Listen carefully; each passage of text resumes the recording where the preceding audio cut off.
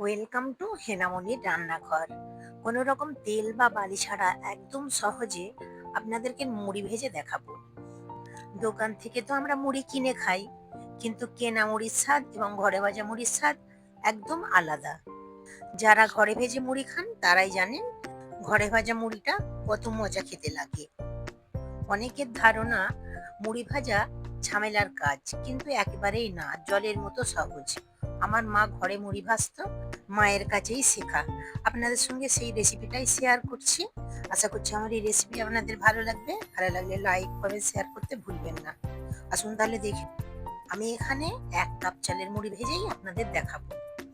এখানে আমি 1 কাপ চাল নিয়েছি, বাজার থেকে কিনে নিয়েছি। মুড়ির চাল বললেই দোকানদাররা দিয়ে দেবে। চালটাকে ধুয়ে পরিষ্কার করে রোদ্দুরে খুব ভালো করে আমি শুকিয়ে নিয়েছি। সেই চালটাই এখানে নিয়েছি। এখন চালটার মধ্যে আমি একটু লবণ অ্যাড করব। এখানে হাফ চামচের থেকে একটু কম লবণ নিয়েছি, আর অল্প একটু জল দিয়ে দিচ্ছি। জলে খুব ভালো করে মিশিয়ে নেব লবণটাকে, এবং অল্প অল্প চালের মধ্যে দিয়ে দিচ্ছি, এবং খুব ভালো করে আমি মিশিয়ে নিচ্ছি লবণগুলা জলটাকে। মিশিয়ে নেওয়ার পর হাতের সাহায্যে এইভাবে একটু মেলে দিচ্ছি এবং পাখার নিচে রেখে দিচ্ছি। 5 মিনিটের মতো রেখে দিয়েছিলাম। 5 মিনিটের মধ্যে এইভাবে ঝরঝরে মতো হয়ে গিয়েছে। যেহেতু আমি জল মিশিয়েছি, তার জন্য আমি এখন চালটাকে একটু ভেজে নেব। তার জন্য এখানে কড়াই নিয়েছি, কড়াইয়ের মধ্যে সমস্ত চালটাকেই আমি নিয়ে নিচ্ছি।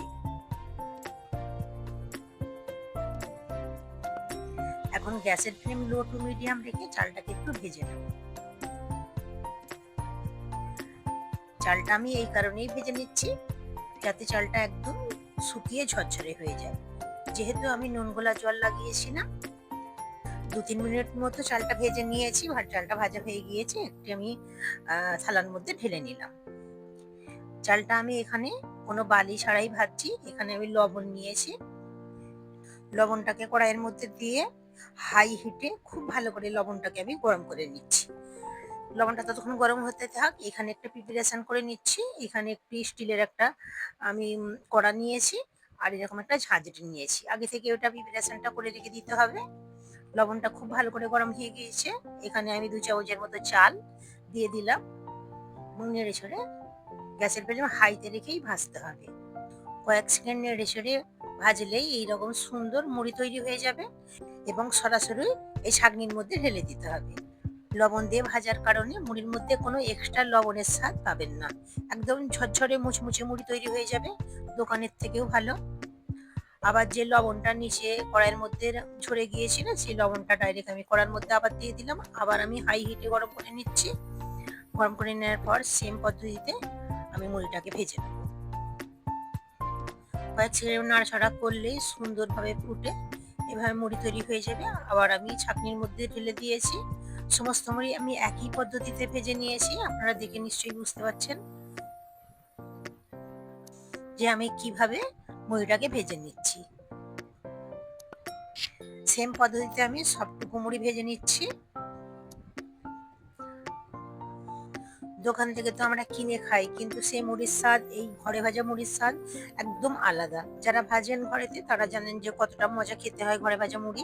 আমার রেসিপি ফলো করে আপনারা বাড়িতে একবার এইভাবে মুড়ি ভেজে দেখবেন, ব্যর্থ হবেন না।